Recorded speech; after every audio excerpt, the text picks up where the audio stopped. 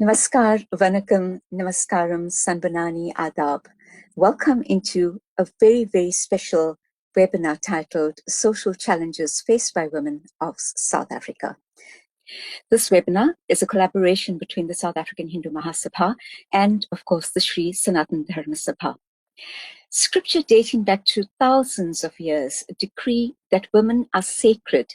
Yet in this 21st century, we are constantly bombarded with news of the degradation of women in the worst possible ways. An initiative titled #Light of Hope was opened out to the public, and people were invited to share their challenges and messages of hope. And this was a very beautiful initiative of the South African Hindu Mahasabha. And from the messages that were sent, we found some very common themes, and these themes were explored, and we realized that we could bring these themes together to create a very wonderful webinar where listeners, where viewers, where people could listen to what certain experts in certain fields are saying about abuse in certain contexts. The common grounds were corporate injustice in leadership, challenges faced by differently challenged women, substance abuse and the stigma attached to it, and finally, gender abuse. The convening committee selected 4 outstanding women to address these issues, and at the end of the webinar, we are hoping to give you leads should you wish to find some kind of help through the information shared with you during the course of the webinar. Our speakers are Vani Moodley, Merisha Lalla, Shantal Bechoo, and Dr. Lubna Nadvi. We're going to start off with our first speaker, Vani Moodley, and she speaks to us about corporate injustice and leadership. Vani Moodley is the chief executive of her own organization, which is a global entrepreneurship, management, leadership, and employee wellness training, coaching, and development company, Vani Moodley and Associates. She's the founder and chair lady of the Board of Women Building Our Africa Financial Services Primary Cooperative. Vani also serves as a member of the DUT Entrepreneurship and Management Advisory Board, as well as on the UKZN Extended Learning Advisory Board. She has 29 years of experience in respective sectors and has held national and international leadership positions in various such institutions. Now I'll hand you over to Vani, who chats to us about corporate injustice and leadership. The distinguished leadership of SARMS, SSD, SSA, panelists and guests, warm greetings to you. Vanakkam, Namaste, Namaskar. The pandemic has worsened the global gender gap in South Africa, and the World Economic Forum predicts that worldwide it will now take 135 years to reach gender parity. Now, this has really increased from 100 years before the crisis hit the world. In addition to addressing psychosocial and cultural factors, gender bias and equal opportunity, economic empowerment, and entrepreneurial development significantly contributes to achieving gender parity. So let me bring some statistics home to South Africa. Women make up 51% of the South African population, yet only 20.7% of directors and JSE-listed companies are female. So there is work to be done. This report actually aims to help board members, management teams, and the public to understand how South Africa got to this point and what we can do to change it. This is an article that was put together by Professor Anita Bosch from the USB Research Chair of Women at Work. And the publication of this report is sponsored by WDD Investment Holdings. In addition to the psychological and emotional reasons, the real issue is also financial dependency. So you would have also heard that South Africa has the most empowering laws and legislation to protect the human rights of women. Although it may fail in its application to some extent, the power of knowledge and support centers that facilitate assistance can make a significant difference. I take this opportunity to share a quotation from Oprah Winfrey, and I quote, "I think education is power," she says. "I think that being able to communicate with people is power. And one of my main goals on this planet is to encourage people to empower themselves. Challenges are gifts that force us to search for a new center of gravity. Don't fight them. Just find a new way to stand." I unquote. Despite the abuse and violation you may experience as a woman, there will come a time when you will decide that enough is enough. Remember, there are many women who had similar experiences before you, and there are many women who will have similar experiences after you. If you choose to break that cycle of violence, it is up to you. In addition to seeking counseling and support, economic empowerment can help you break that cycle of violence. Let's look at the how we can expand the economic and leadership landscape for women in South Africa. It is important that we provide targeted academic and technical skills interventions for women. Use the skills you have currently and expand on this. I remember Dr. Devi Modli Raja once sharing, and I quote, "If we had to calculate all the laddus, the jalebis, and barfis our women, mothers, and grandmothers have produced in their lifetime, we could have built skyscrapers." I unquote.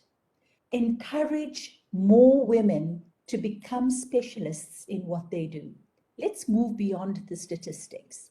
You would find that people would want to be suppliers of stationery, involved in construction, involved in home industries. It's important to become a specialist at what you do. It gives you credibility and it gives you the opportunity to access more contracts and opportunities. Move beyond facilitating policies and legislation to changing mindsets. This is very important, ladies and gentlemen. How are we positioning ourselves to take up leadership positions? And are we engaging in continual learning to maintain it? Are we in touch with the world and local news? Are we challenging the mindset of men at home and in the boardroom? Ladies, how are we raising our boy children? Are we raising them to be gender sensitive young men or reinforcing gender stereotypes? We have the power to impact on the future of women in our world through the men we interact with and raise. Let us use this opportunity. The President of Malta, a woman whom we have had the pleasure of having a tea meeting with at her palace in Valletta, Malta, legislated the access to creche facilities at work so that mothers could return to their jobs after their maternity leave. She also legislated tax incentives for mothers who have stayed at home to raise children in order to encourage them to return to work. So it's important to also assimilate best practice models used in the world to facilitate the local economic environment. Let's provide access to more mentorship programs for women leaders and women in business, and encourage women in current leadership positions to mentor other women. It doesn't have to be a formal approach. Adopt a woman to mentor. Establish consortia for women to access larger business deals. So let me just share with you some stats. 1% of the property in the world is owned by women, and they only earn 10% of the income in the world. And this is a stat brought to us by Sakane Nkambule, author of From the Bedroom to the Boardroom. Outstanding women leaders do not emulate men. Let's look at organizations that provide economic empowerment and financial support. You would have SEDA, the Small Enterprise Development Agency. You would have SEFA, the Small Enterprise Financing Agency. And both these agencies are part of the Ministry for Small Business Development. You would have the National Empowerment Fund. You would have the National Youth Development Agency and the Itala Finance Corporation. Now, given the impact of the pandemic and the unrest, a vast economic void has been created. It is for this reason that all religious organizations, economic forums or chambers, and temples need to become actively involved in the economic empowerment and emancipation of its membership. In conclusion, according to the World Economic Forum, there is a global trend to increase legislation to support more women on boards. And be the latest country to legislate a minimum number of women in positions, as they really seen the economic benefit of having women participation. And this follows countries such as Norway, France, Italy, and Belgium. It is important that we join forces to lead South Africa in the same direction. Let's move beyond policies to changing mindsets in expanding the leadership and economic landscape for women now. Remember, gender parity is not about the statistics, but the real constructive value that women in business and women leaders add. I thank you and wish you every success in your economic aspirations going forward. Thank you, Vani Moodley, for your presentation. Our second speaker for the day is Marisha Lalla. Marisha is going to be focusing on challenges faced by differently challenged women. Marisha Lalla is a young and vibrant activist of youth, women, education, religion, and disability. She has always been passionate about community upliftment and development. She has played a significant role in various religious, civic, and cultural organizations. She is a trustee of the Sri Sanatana Dharma Sabha of South Africa and previously served as a member of the South African Hindu Mahasabha Youth Forum. Marisha is currently involved in the fields of private education, skills development, and corporate training, which has a strong focus on advancing capacities and resources for physically and mentally differently abled learners, a field in which she is pursuing her PhD. Prem Namaste, I'm Merisha Lalla. My humble salutations and prostrations to each of you. My pranams at the lotus feet of my gurus, Sri Ramakrishna, Sharada Devi, and Swami Vivekananda. Humble salutations at the lotus feet of my parents as well. Very honored to be a part of this discussion today for many reasons. So I spent all my formative years doing religious and cultural work. The empowerment of youth and women is absolutely paramount to me. I've been involved doing active religious, cultural, and social humanitarian work, involved with the Mahasabha, with the Sanatana Sabha, with the Isipingo Hindi Sabha, with the Durban Hindu Temple, and as a result, all of the affiliates of the Mahasabha and Sanatana Sabha. And then I was trying to look for where the gaps were. And I left this sort of role for a bit to focus professionally on a gap that I saw. And this gap was in training and development, but not just any kind of training and development, specifically disability education, inclusive education, education for differently abled persons or persons with disabilities. And that led me to being, professionally working for the last 8 years in the space of inclusive education. And that's where all my time, energy, and research has been. And that forms the basis and the background for my paper today. So I want to sort of lay the question out at the beginning, the point of this session, because we're always going to ask, so what? There's webinars and there's so much of information during this time of COVID on the internet that has been made available to us. And we always have to ask ourselves, what are we going to do with it going forward? And that for me has always been the point of anything, the tangible process after this. What are we doing? This very webinar that I'm talking about, disabled persons, about differently abled persons, both mentally and so the point at the outset is, what are we going to do to make accessibility a primary issue for all of us, this webinar and these types of programs included. To be speaking in the month of August is exceptionally, amazing once again. I used to thrive at doing this physically pre-COVID. But back to my focus area of disability. So by definition, the politically correct term now that is being used is inclusive education, persons with disabilities, and those that are differently abled, whether mentally or physically.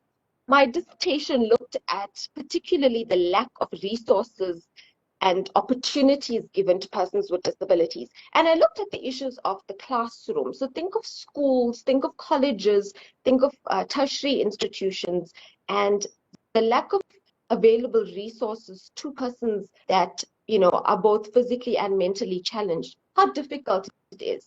And then it looked at the workplace and how difficult integration was into the workplace. Let's look at COVID as an example, right? So we have wearing masks, social distancing as our primary, factors that we have to follow in order to make sure that we're safe. So let's look at the mask wearing. Do you know how it feels, rather, to have a person who is hearing impaired, a person who is blind, who relies on the mouth, who relies on facial expressions? Can you imagine how they feel when now we all are wearing masks and it completely blocks our ability to interact with them? Perhaps the way COVID came to us and so on was very quick and so on. But very quickly too, we should have realized that again, the marginalized were going to feel marginalized. And it was then left upon institutions like the Blind and Deaf Society to introduce masks, but then it was their very own people that were wearing it, not us, the mainstream community whom they interacted with that were wearing it. So it served little to no purpose because they still couldn't lip read us. They still couldn't see what we were trying to say and still couldn't use our full face to talk to us. So imagine how they were feeling. And then we look at social distancing and we think, imagine the issues of isolation to a regular person, how it has affected us mentally, how it has affected us physically, how it has affected us emotionally. And think to a person who needs all the assistance from somebody else. How are they feeling with regards to this term called social distancing? So it's affected them because, frail care centers, social workers, and so on, have had to put their lives on the line to take care of these very people whose families have abandoned them or who can't take care of them. Because again, we're not equipped enough to take care of people who are different than us and who rely on extra help. It is just the way it is. There's nothing wrong with it. But I'm saying, imagine the stress and the emotional difficulty that these persons are going through.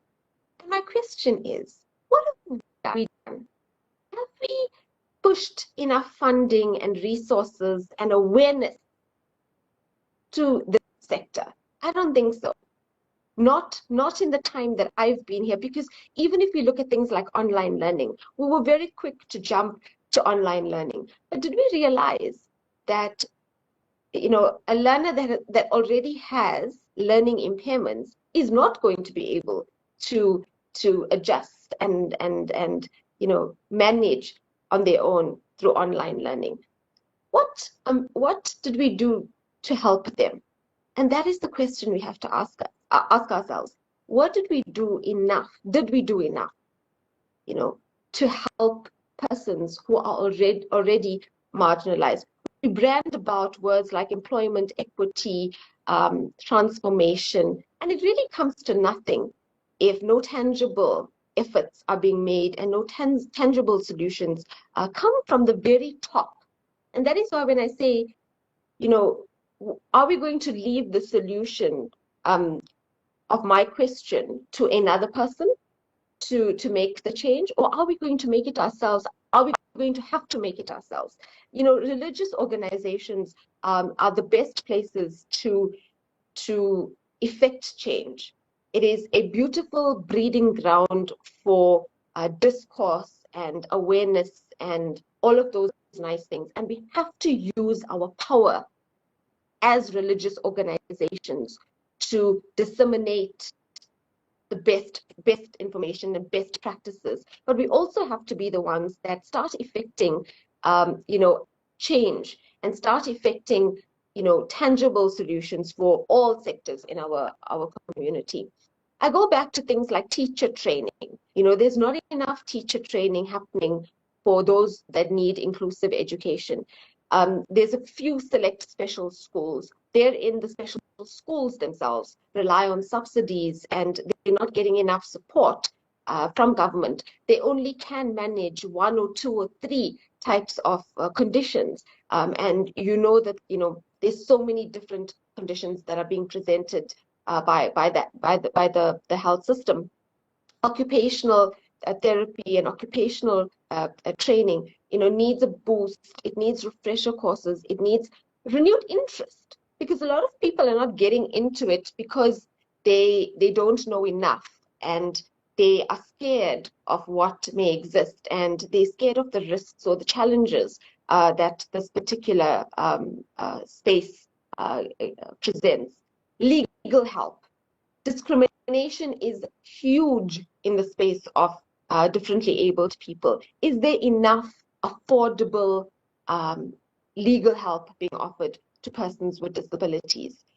Work opportunities. But what happens if somebody gets disabled at the workplace? Is there enough sensitization happening to those that work in that particular community? Are we making accessibility a priority? Wheelchair ramps, little things like height of taps and access to basic things in the workplace. Are we making information accessible in the form of braille, or in the form of subtitles, or in the form of different languages, as an example? Are we doing enough? If you are a person that is in a leadership or manager position in the workplace, to be able to do that. And if we're not, then let's at least try with a simple thing like sensitization of our staff. Because, like when we're talking about HIV and AIDS or TB and so on, and we say, if you're not infected, it doesn't matter, The point here is you may not be infected, but you are affected. By virtue of the fact that you live in a country or you are part of a community means that we are all affected. And therefore we need to try and learn more and do more. And that's the point of my discussion.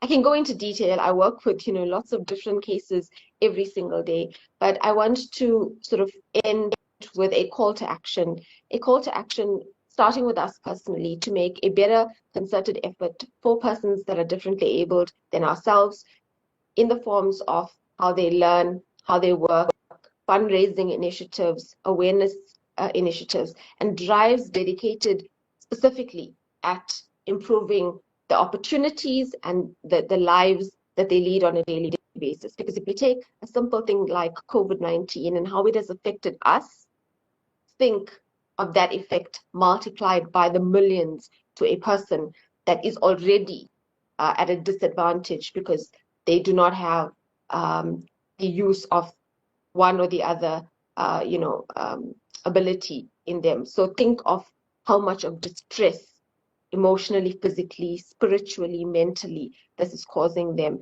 and let's start to make some kind of change in that sense. I want to conclude by saying that this whole process and this whole talk around disability, both training and workplace, starts with ourselves, but we must work with government, and we must work with thought leadership to try and change attitudes and try to change perceptions and try to change mindsets. because a lot more needs to be done. There is so much of discrimination. The gap is extremely wide. We talk about the poverty gap, but really this is another huge challenge that we have not spent enough time and effort. And I was very, very happy when one of the topics of this particular webinar wanted to focus on disability, because I think, it was really a long time coming. I want to encourage you to get vaccinated, to stay safe, and wish you a very blessed Women's Month for what's left of it. Of course, as cliched as it sounds, let's celebrate the power of women every single day. As women, let's also, uplift the females around us, because it starts with us. The power is within us. And we must just try and constantly make a change. Leo Basalgia once said, the time for action is now, and only you can make the difference. So let that change and let that difference come from us. I'm Merisha Lalla. May you always shine in the love and light of the divine. Namaste. Thank you, Marisha Lalla, for your presentation. Our third speaker is Shantal Bechoo. Shantal has been recently appointed as the first female director of the Anti-Drug Forum. Shantal Bechoo is driven to help those who have succumbed to substance abuse and related social pathologies to find the path of peace and positivity. She hopes to create a paradigmatic change in vulnerable communities through a multifaceted approach of rehabilitation and treatment for affected individuals. Shantal is a counselor and professional supervisor of treatment processes at the Anti-Drug Forum. As a board member of this organization, her leadership responsibilities also include community outreach and program management. Greetings to all. I am Shantal Bechoo, Director at the Anti-Drug Forum SA. The ADF commenced 2021 on a desolate note with the sudden passing of the founding director of the organization. My assurance to Mr. Sampale was ensuring the ethos he created around substance abuse continues. As I carry the baton forward, my core focus is aligned with augmenting a multifaceted approach to service delivery and treatment to the community. I want to create the essence of hope via the ADF to all service users. Hope sets the tone for change, which affords the most vulnerable an opportunity to break the shackles of the vicious cycle of substance abuse and its related social ills. Substance abuse is a major instigating factor associated with gender-based violence and femicide. During my tenure at the Anti-Drug Forum, I have worked with many women who have been caught in the web of substance abuse as a result of engaging in use of illicit substances, others who have been secondary victims to the scourge through abusive spouses, and in some instances where both scenarios are applicable. While women are usually immediate victims of gender violence, the consequences of gender violence extends beyond the victim to society as a whole. Gender violence threatens the family structures. Children suffer from emotional damage when they watch their mothers and sisters being battered.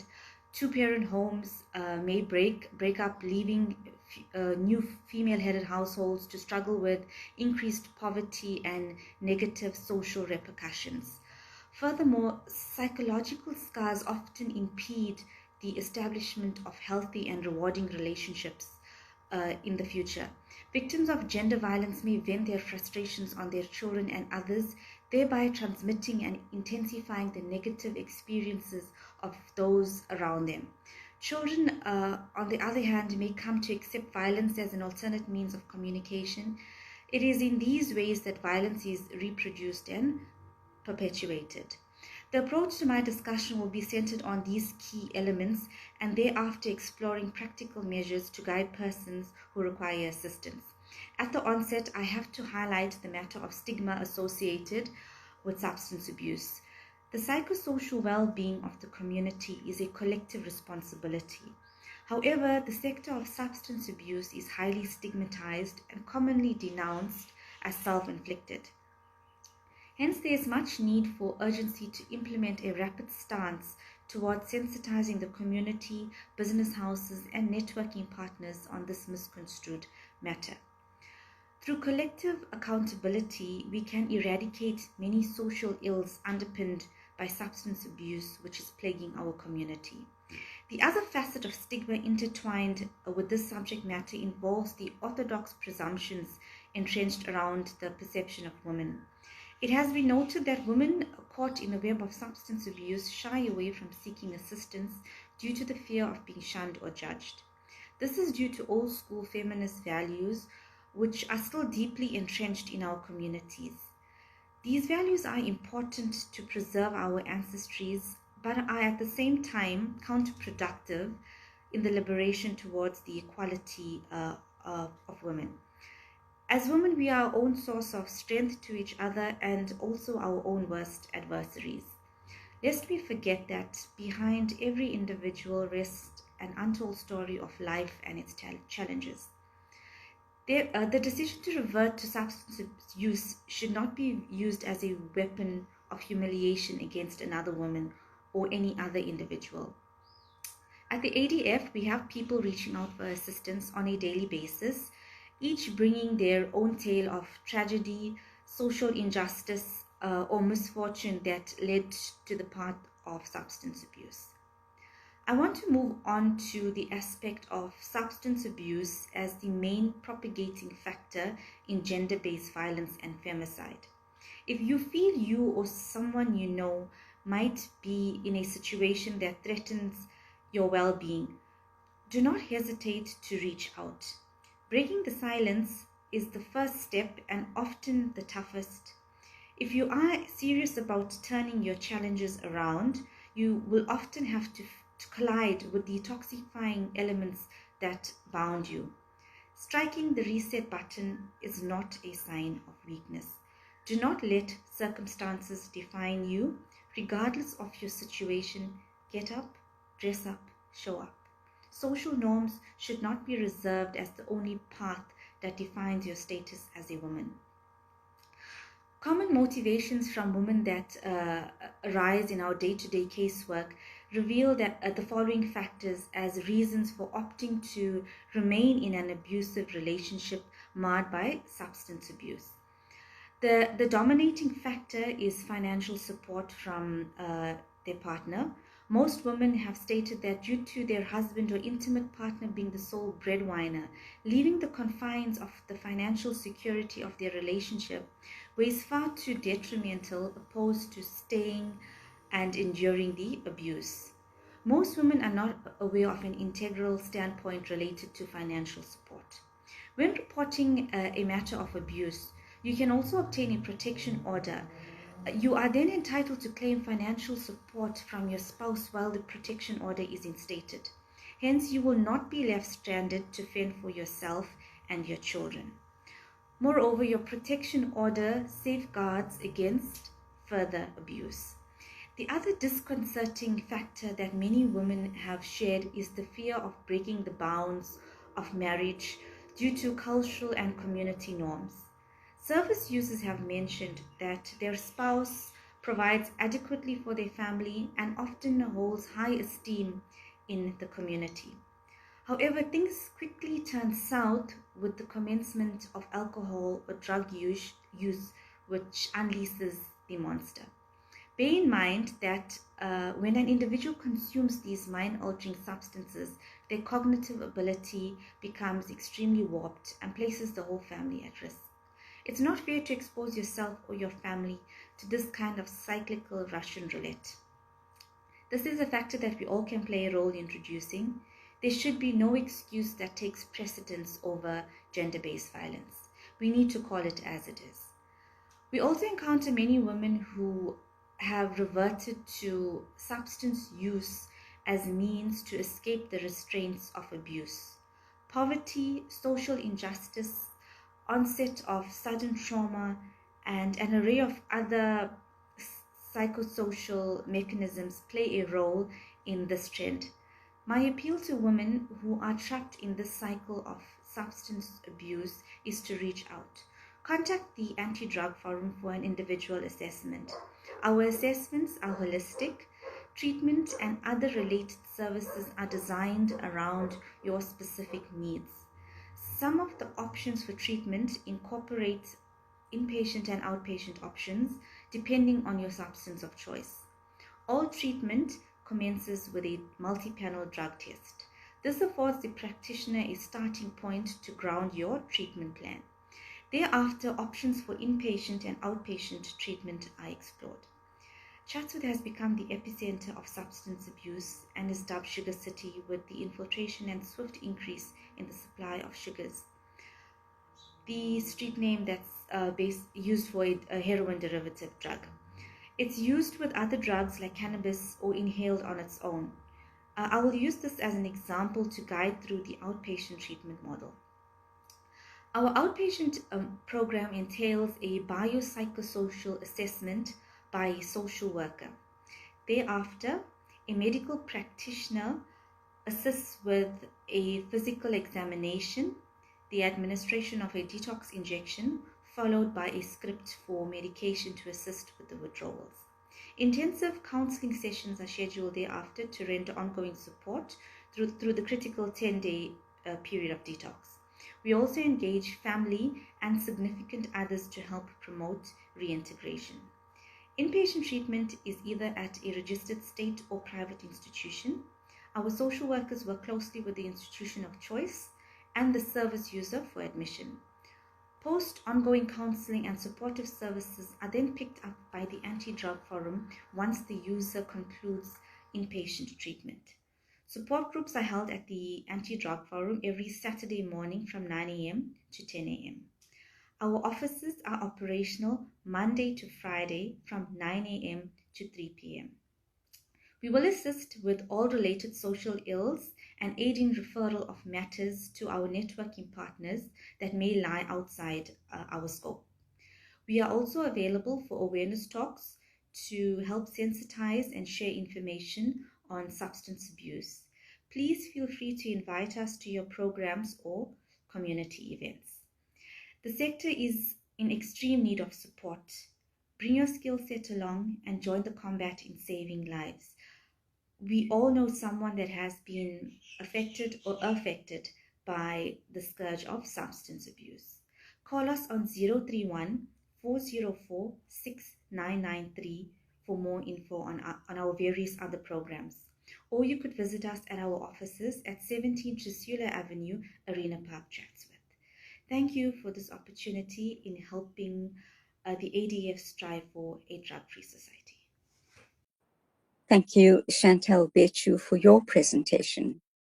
Our final speaker is Dr. Lubna Nadvi. He is a political analyst with a passion for human rights and social justice.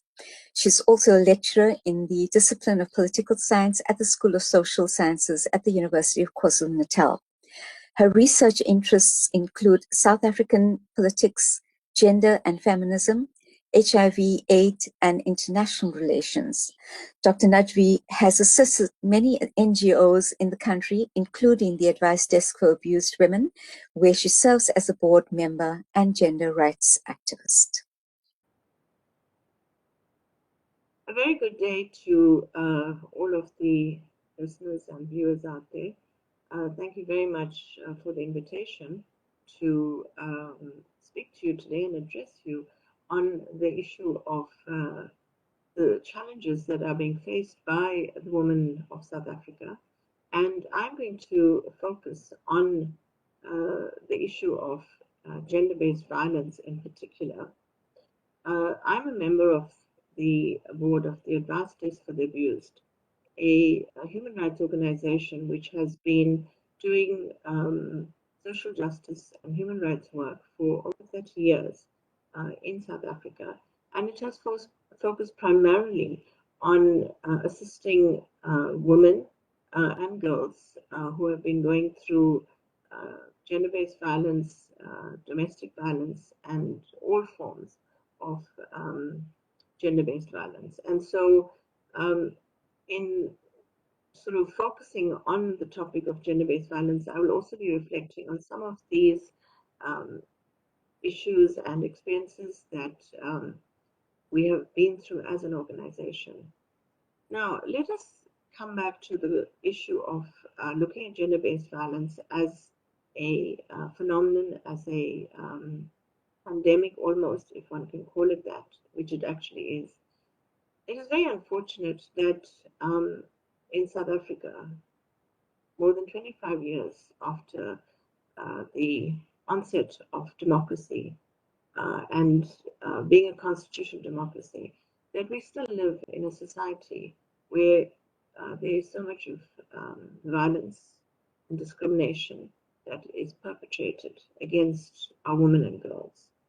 This is not to say that men and boys do not face discrimination and violence, but clearly women and girls are more vulnerable and are actually the victims of this unfortunate behavior. And the question that we need to ask ourselves is, why is it the case that we are still going through this? Why is it that we are still enduring a environment of such violence that is unimaginable often? And we ask ourselves, what is it that we need to do in order to ensure that this situation changes? To be honest, what has to actually happen is that some very fundamental changes have to happen in society and, of course, globally, to ensure that we get to a point where women and girls can actually be sort of given the equal rights which are, entrusted to them or granted to them in our constitution. And so the issue is, what are some of these rights? The rights that women and girls have are basically also entrenched in the United Nations Charter of Human Rights. So there is no issue of women and girls being different to men and boys in any way whatsoever. What has happened, unfortunately, is that society has created these sort of different roles for men and for women. So it is assumed that women are to be domesticated, or rather that their place is in the home, in the kitchen, taking care of children, and that the men go out to work. We know that in today's world, in the 21st century, that has all changed. More and more women are going out to work. And in fact, in some instances, it's the woman who is heading up the household and bringing the income home. And while perhaps the male of the household is not working, or may sort of have opted to take care of the home, or may actually not even be present. Very often there are lots of women-headed households. So the social realities of our world have changed, although the behavior towards women, unfortunately, seems to remain the same. That of considering her as being a second-class citizen, that she is not sort of able to access the rights that she is granted, or that she has complete, right to actually claim. So we are living in a society where this is the reality, and we have to actually change that and bring about some serious change to the status quo. Despite having some of the most advanced legislation in South Africa, and despite having a human rights framework that we have fought for over sort of decades, it is still clear that within the South African context, this discrimination and this violence against women and girls continues.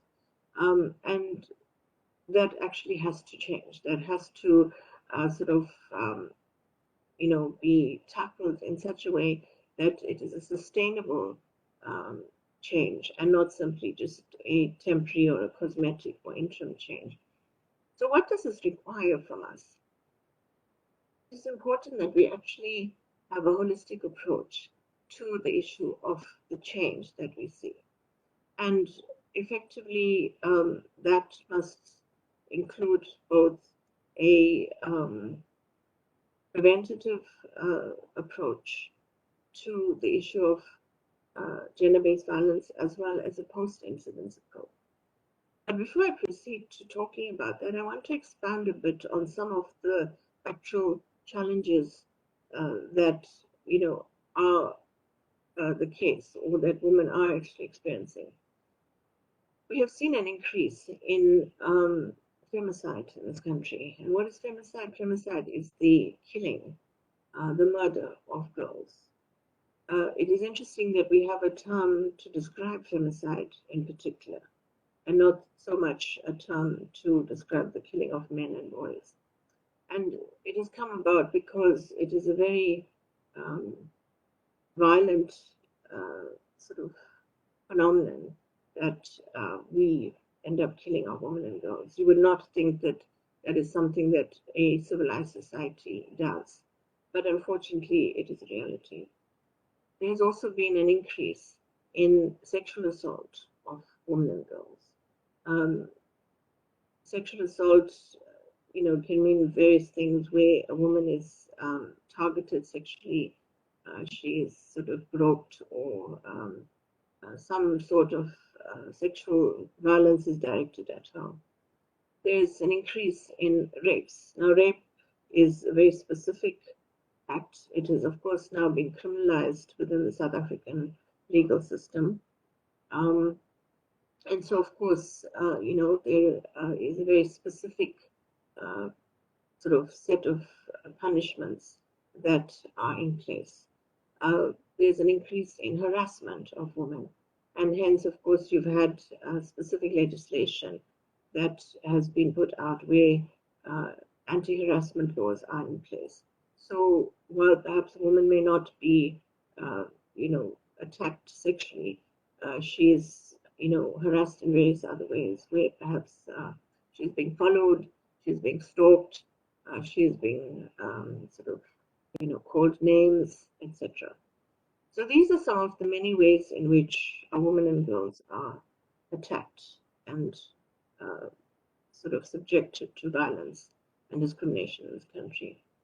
The other forms of discrimination, which I think are also important to spell out, are, for example, for a while there was a situation where a woman was sort of not employed because she was,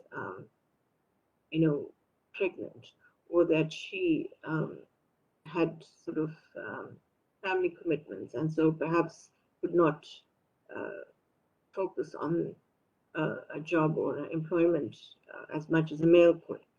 And thankfully, the legislation around that has changed considerably, where the issue of leave for women who may be expecting a child is built into the employment system, and the fact that a woman has a family does not necessarily mean that she will be denied the opportunity to be employed. However, within the workplace, there are still many instances that even if she is employed, she may often be passed up for some kind of career advancement, some kind of opportunity for her to move up in the sort of company or institution that she works in. Very often, of course, that harassment and sexual sort of violence takes place within some of these institutions, where women become the sort of targets by fellow employees and fellow colleagues. And that's very unfortunate. So that is, obviously a problem that we are still facing. So we have to ask ourselves, where do we actually go in terms of this scenario that we are faced with? And as I said a little while ago, that we have to have a holistic approach. And that holistic approach really has to include a preventative component as well as a post-incidence component. And now I mean looking at effectively what it is that we can do to prevent the kind of violence and harassment and basically the discrimination and violence that our women and girls are going through. we need to build a society where effectively we are, ensuring that women and girls are respected fully. And this requires that we teach our children from a very young age. And this is where the preventative component comes in. We teach them from a very young age the issue of how to engage with each other as males and females. And very often this doesn't happen um, in schools or in places that it should.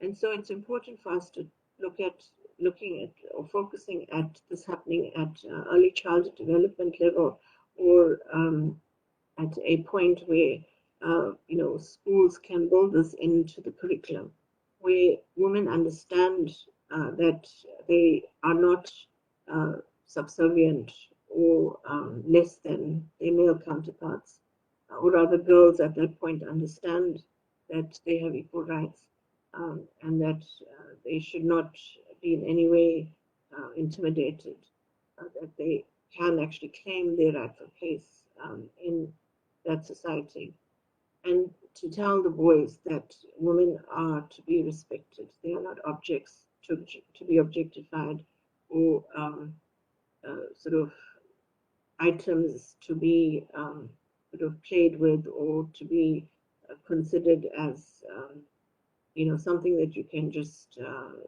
play with and discard, or use for your own benefit.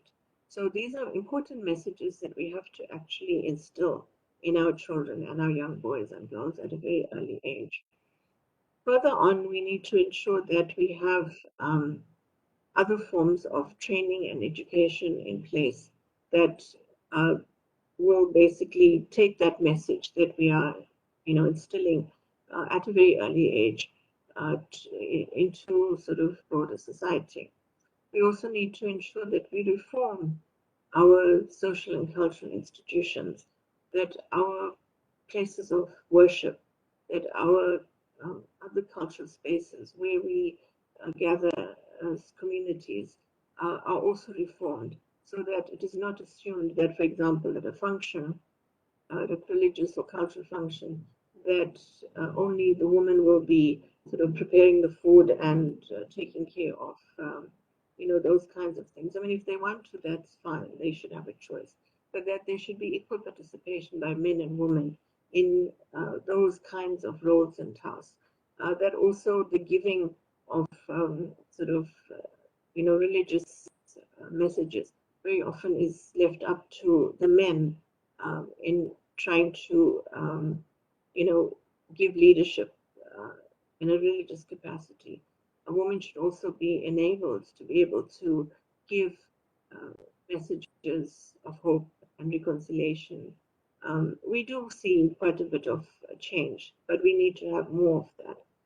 And of course, other spaces where we gather as communities, those are also spaces that need to be, reformed and changed.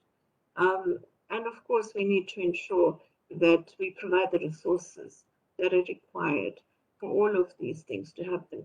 So in the schools, we need to ensure that our curriculum can be implemented, that there's enough capacity and training and teachers available to be able to actually teach these courses and modules from early childhood level, and to ensure that what is being taught is appropriate. So all of these things need to be factored in. Now, coming to the point of post-incidence, we live in a society where these things are happening all the time. And many of us are left shocked as to what to do after it has happened. For example, after rape has happened, what do you do? Where do you go? If it has happened to you personally or to someone that you know. And it's important to realize that there are sort of structures in place that are available to respond to these situations, and of course that you can seek help and you can seek justice. So when a woman has been raped, she needs to understand that, or if you know someone that has been raped, the situation requires that there are certain things that need to be done to ensure that for one, if she wishes to open up a case against the perpetrator, that can happen. So she needs to ensure that any clothes or underwear that she has had is not washed immediately, that she herself does not go and have a bath immediately, but needs to go and give the sort of DNA evidence to an appropriate authority. Very often there are tutela centers that are available where this can happen, or she needs to go to a police station and open up the case immediately and ensure that she can give DNA evidence, so it cannot be destroyed.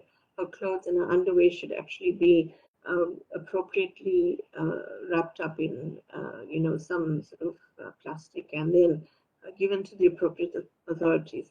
She can open up a case.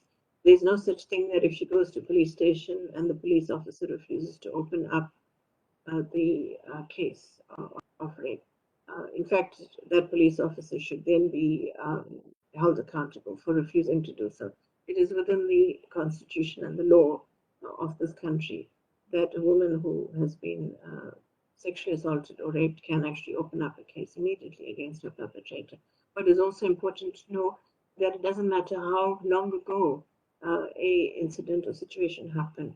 The law of this country allows women to open up a case whenever she is ready to do so.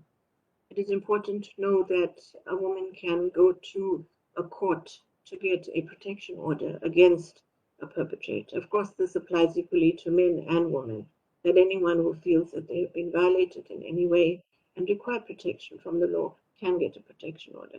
But a woman can go to a magistrate's court and apply for a court order to order a protection order to keep her perpetrator away from her, and to ensure that she actually is given protection in that way. In the same way, if she's being harassed, she can apply for an order that protects her from that harassment. So there are many other ways that the law provides for these sort of situations. And she can, of course, once a case has been opened, ensure that a perpetrator is prosecuted, which requires, of course, that our police, our SAPs, and other investigative officers do their work properly, that they ensure that the evidence that is required to convict a perpetrator is actually collected properly. So the law has different components. It has the sort of court systems, it has the law enforcement, which is your police officers, your sheriffs, and others who are tasked with ensuring the protection of women. And of course, given that there's also been a gap within civil society in terms of providing assistance, there have over many decades been the sort of emergence of various civil society organizations that have come about. And these civil society organizations include organizations like the one I'm affiliated with, which is the Advice Desk for Abuse. And they are there to provide assistance, provide counseling. So if someone is being, for example, abused for a very long time, is going through domestic violence, or has been subjected to sexual assault, or has actually, sort of been thrown out of their home, or whatever the case may be, that they can actually come to organizations such as Advice Desk. There are many others that are also there and can actually seek assistance. And the kind of work that the Advice Desk does is that it provides referrals to specific entities that are sort of specialists. So, for example, if a woman, needs to sort of leave her home where she is being abused, she needs to go to a, let's say, a safe house or a shelter, that she can come to an organization like the Advice Desk and seek assistance and be placed in a shelter or a home. Or if she is sort of in a difficult situation and requires a police officer to come and actually, rescue her from that situation, that she can call the desk. The desk would then with the closest police station near to her to request them to go and escort her out of that situation. There are many such things that the desk does, provides sort of counseling in terms of or refers to specialist counselors. If, for example, there are things like alcohol, long-term alcohol abuse or long-term drug abuse, refers to the organizations like Alcoholics Anonymous and so on to provide support. And it assists not only individuals, but families, as well as sort of a holistic family system, as well as situations where people are either just cohabiting with each other or are working with each other in a work environment or even in sort of the broader public space. So the advice desk is there to assist, and I like to also provide the information for contacting the advice desk. So one can call the WhatsApp number, which is 08100 64633, and the email address is info@advicedesk.org.za. So there is help out there, sisters, ladies and gentlemen. There is definitely help out there, and we should actually ensure that we do go and seek that assistance. And I would encourage everyone to, for example, have a notebook ready to effectively create a list of resources where you can actually take down numbers of emergency numbers that may be required. So, for example, SAPs, the various sort of counseling spaces that are out there, and to make a resource book for yourself. So if you should ever need it. And of course, there are other booklets and resource information out there that are available for you to actually access. More recently, the President of South Africa has set up a system where, for example, there is now a national process which is taking on the scourge of gender-based violence. And because of that process, where women, sort of went on a national march and a shutdown, there are now these government institutions where you can actually contact them directly if you are a victim of gender-based violence. And so the government has begun to also focus more specifically on the issue of GBV, over and above just simply relying on the courts and the sort of various civil society organizations to actually assist. So I hope that my talk has been of help to you, and that you have been able to gain some insight from some of these issues. The situation is dire and serious, and we need to continue with our work, and we need to ensure that we are able to address this scourge and this plight, because of course it impacts on so many other aspects of our lives. And so I thank you very much for your attention, and thank you very much once again for the invitation to speak with you today. Thank you. Thank you, Dr. Lubna Nadvi, for your presentation. Essentially call for greater awareness, a complete change in mindset, and a heightened consciousness about the space and the people we share our world with. We had Marisha Lalla, who brought home to us the challenges faced by differently abled persons. Society is clearly not equipped to accommodate the challenges experienced by differently abled persons, and the current pandemic has certainly compounded this issue. Prior to this, I was completely unaware of how difficult the simple wearing of a face mask can be to somebody who depends on facial expression to communicate with someone. So that was a huge learning experience for me, and I can only begin to imagine what a nightmare it is for somebody who depends on looking at your face to communicate with you. Policymakers in government certainly have to relook their policies to address this issue, and furthermore, there has to be a heightened awareness by ordinary citizens like you and I, so that we make the world a more comfortable place for people who are differently abled. We then had Vani Moodley, who focused on the all-important ingredients essential for gender parity, some of which are psychosocial and cultural factors. For example, like making your children understand at a very young age that the girl child and the boy child are absolutely equal. There's nothing different in the way people should look at them and how they should look at everybody else, because essentially they are a single creation made by the divine to be equal. Economic empowerment and leadership are very, very vital components in breaking the cycle of insubordination and violence.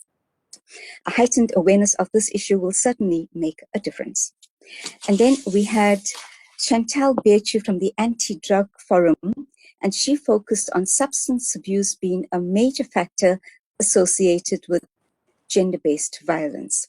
This is something that many of us are aware of, but somehow just lock ourselves into a little bubble, believing that this doesn't really matter to us, so it's really not our problem. But this actually isn't so. While women are usually the immediate victims of gender violence, the consequences extend beyond the victim, especially in vulnerable societies. Family structures are threatened, and children can sometimes suffer lifelong scars, and this can be something really detrimental in their development as young people. Now, the Anti-Drug Forum plays a pivotal role in the recovery, rehabilitation, and management of victims engaging in substance abuse. I have some important contact details to share with you, and please, you might need it, or somebody you know might need these details. It is the Anti-Drug Forum of South Africa, and it is based in 17 Tushula Avenue, Arena Park, Chatsworth. And the contact number is 031 404 6993. The contact details again, the Anti-Drug Forum South Africa. It is based in 17 Trishula Avenue, Arena Park, Chatsworth, and the contact number is 031 404 6993. And an email address is antidrugforumsa@gmail.com. All of this are in the lowercase. It is once again antidrugforumsa@gmail.com. And finally, we had Dr. Lubna Nadvi, who joined us and focused on the socially engineered mindset where women are always associated with the subordinate or lesser role, making them feel that they are lesser beings. This perception has resulted in a horrific phenomena known as femicide, one of the many examples of society's moral degeneration. This kind of behavior has subjected women to discrimination, corporate injustice, and their rights as women. Gender equality has to be instilled into children, and women must be aware of their rights. The advice desk for the abused is a significant civic structure that assists women with negotiating with such challenges. At the moment, due to COVID, the main office is closed, but there are contact details that we can share with you should you wish to contact the advice desk. An email address is info@advicedesk.org.za, all in the lowercase. Once again, it is info@advicedesk.org.za, or simply send a WhatsApp message to this number 081 006 4633. The number once again is 081 006 4633. And to wrap up the webinar, I want to say a huge thank you to the South African Hindu Mahasabha and the Sri Sanatan Dharma Sabha for putting together this webinar and so willingly agreeing to host this webinar. And there are two specific females that I want to say a huge thank you to who really pulled together this webinar, and they are Tashmika Sharma and, of course, the ever-gracious Sabina Besessa. Thank you, ladies, for making this happen. And finally, I think I do have to say that many of we have heard of all of these issues before, But the important thing is that these issues still remain. So giving these issues that attention is ever so important, so that we as a collective can work together to try to make these issues less serious the next time we speak. Thank you very much for joining us on the webinar. I'm Veena Lutchman, and I'm ever grateful to be able to assist in any way that I can.